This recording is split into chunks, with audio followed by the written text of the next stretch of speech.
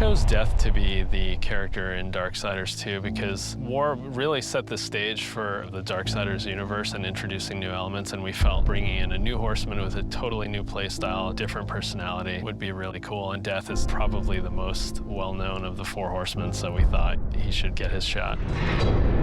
What makes Death different from War is almost everything about him. The way he expresses himself, the way he talks. I have an offer in mind. The way he handles business on the battlefield, and the way that he gets around. It's much more feral, more animal-like. War is very much like a force meets force, a very head-on, steadfast, loyal-bound soldier. Death is much more of a calculated, elegant fighter, a chilling opponent on the battlefield. His traversal has definitely improved. It's a lot faster, more responsive, and so is his combat. His weapon is more interesting. He can dual wield or wield a single heavy weapon, depending on your playstyle. Death's primary weapon is a scythe.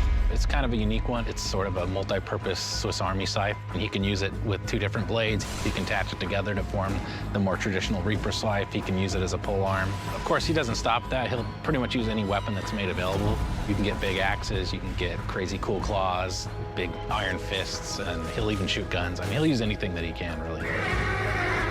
The main improvement from Darksiders 1 to Darksiders 2 was depth. We wanted to make the game more involved. We wanted to have more context. We wanted the player to really feel like they're in a real world with people living there, stuff going on, things going on. We give them more items to tailor their own character, more characters to speak to, so we've got a lot more immersion on the story side of the game. The first game, most of it took place on Earth, so now we were totally free to create all these new areas. We have angelic fortresses, demon cities, the city of the dead. It got our team super excited. On top of that, there's a lot of weapons and armor, and obviously the new character as well, Death. Death's the most feared, and he's one of the oldest horsemen in the fiction. They kind of look at him as a big brother. He's feared just because when he really gets down to business, he is the death dealer. That's sort of his thing. He wears his mask as an executioner's mask. That's his trade, that's his business. He takes people down. He doesn't wait for things to happen, he causes them to happen. So it's a much more aggressive style of game and a more aggressive character. I mean, I guess it's all wrapped up in his name, right? War implies some conflict, but Death's the final end. Who doesn't fear that? A few words describe Death: cold and calculated. Agile, both in the way he fights and the way he deals with situations. My favorite word to describe Death is definitely arrogant. He's an opportunist. If I could describe Death in one word, it'd probably be badass.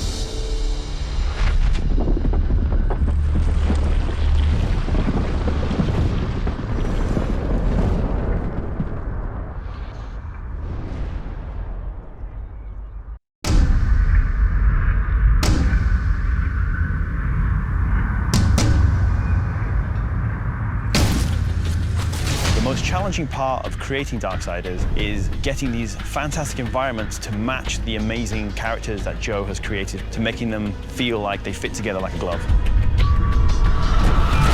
We have an amazing concept team, really great artists. Everyone contributes, and a lot of times design will sort of lead the stuff that we're creating. I think what's really unique about the Darksiders universe is the opportunity for exploration. It's just such a vast world, and it's so teeming with life and teeming with character that it's the kind of place that compels you to just see more. Scale is really important in the fiction, mainly because you want to get that sense that it is a world bigger and beyond anything that we've ever seen. And that's why we started Darksiders 1 on Earth, because we wanted to give you that anchor point. Here's the real world, here's what real looks like. Now it's going to get more crazy from here.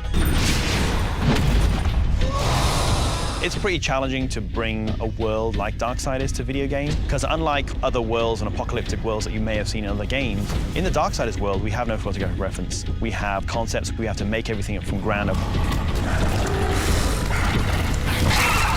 The White City is sort of our version of heaven. We didn't really want to show what heaven looks like, so the White City is this outpost where the angels are.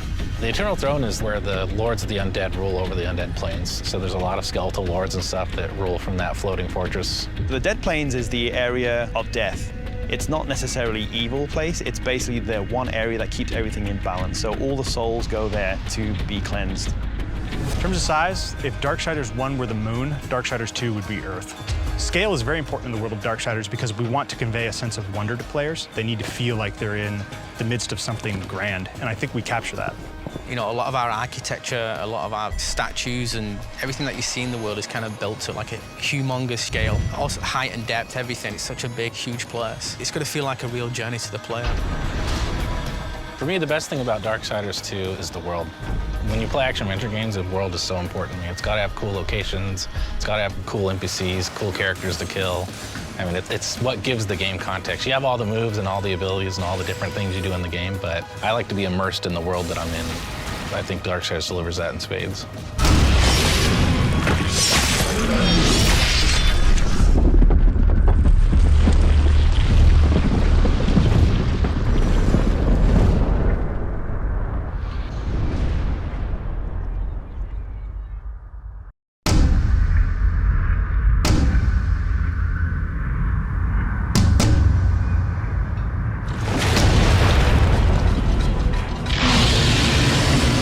I think one of the biggest challenges from any new fiction is that it's a blank slate. You can do anything. At first that sounds cool, like, hey, you can do anything, but then you realize, wow, I can do anything. And you gotta give yourself rules, you gotta come up with something that makes sense, stuff has to be together, fiction has to not contradict itself. Suddenly you realize that that blank slate's a lot more work than it initially seems it'll be. Darksiders World was created pretty collaboratively. We all threw in ideas. You can't really pinpoint one originator of everything. As far as how the world plays, all the NPCs, all the different factions and fiction and stuff like that, that was kind of collaboratively made throughout the team. The story of Darksiders is pretty deep, and we haven't actually fully revealed why the apocalypse happened. In a nutshell, you learned that there are forces between heaven and hell that are vying for control of Earth and certain other resources that lie somewhere between the two realms. And the Horsemen are caught up in the middle because they are ultimately the ones who are responsible for beginning and ending worlds. In the first Darksiders, one of the Horsemen, War, gets framed for destroying Earth. There's a conspiracy between heaven and hell. He sort of takes the blame, mankind's wiped out, and then he is stripped of his powers and imprisoned for 100 years. Then he's given a chance to come back and prove his innocence, and he's got to pretty much kill everyone involved. The first game ended in very epic fashion. It was one of the things that players really seemed like the most was that moment when War says, "No, not alone," and you see the broken seal and the comets coming in behind him. Darksiders 2 takes place pretty much in parallel to the first game. In the time that War is imprisoned by the Council, it kind of happens in that 100 years. The Death's kind of own challenge kind of kicks off in that sort of time. Because there's such a conspiracy and we don't know who all the players are, Death doesn't have any chance of proving his brother's innocence. He knows it'll just be covered up, so he just decides to undo the crime.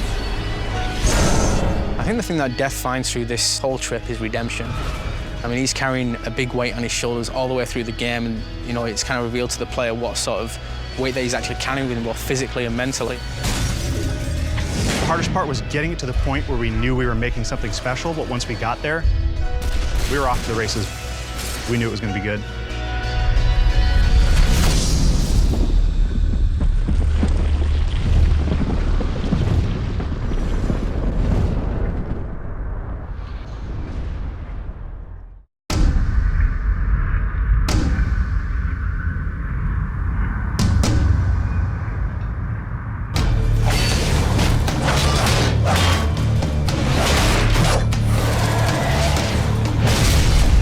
Original vision for Darksiders was pretty grand, and we weren't able to execute on that fully in Darksiders 1, but Darksiders 2, a lot of the stuff we really wanted to have in there, like loot, like skill trees, leveling up, a big world that you could explore at your leisure, getting new abilities that allow you to then see more of that world. We get to do a lot of that in Darksiders 2, and we're really excited about it. When we were coming up with the loot for the game, we had a lot of fun. We knew the weapon types and the armor and stuff that Death would wear, but obviously we want to have a lot of variety and allow people to really make their guy look different from their friends. Let me tell you about loot. It's the best new feature we're adding to Darksiders 2. You get to pick whatever gear you want to use. Do you want to use a heavy axe? Do you want to use a faster set of claws?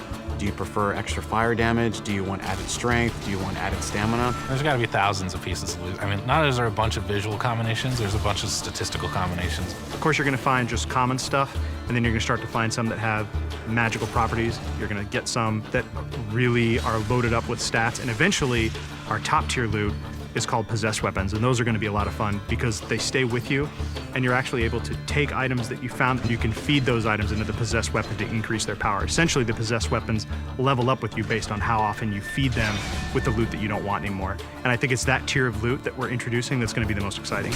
In Darksiders 2, we've got a skill tree. There are two major sides. You've got the Necromancer side and the Harbinger side. The Harbinger is more warrior-based, melee, in-your-face, hand-to-hand combat, weapon-based combat. Necromancer is your spellcaster.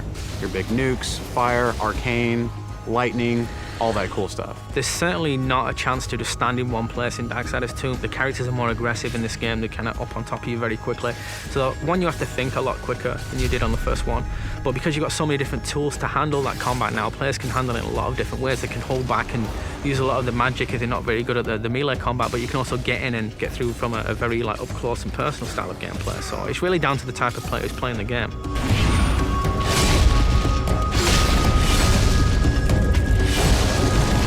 It's absolutely worth playing the game for the second time. We hold back some of our really, really high-end, powerful loot items for the second read through. There are quests that are going to force you to explore the world into nooks and crannies you didn't even know existed, and to go down through some pretty serious content. And some are funny, some are serious, but there's a lot to see. It sort of harkens back to the elements that were special in old school games. That's what we really wanted to pack into Darksiders 2. We want people to sense our passion. It's a game made for gamers by gamers.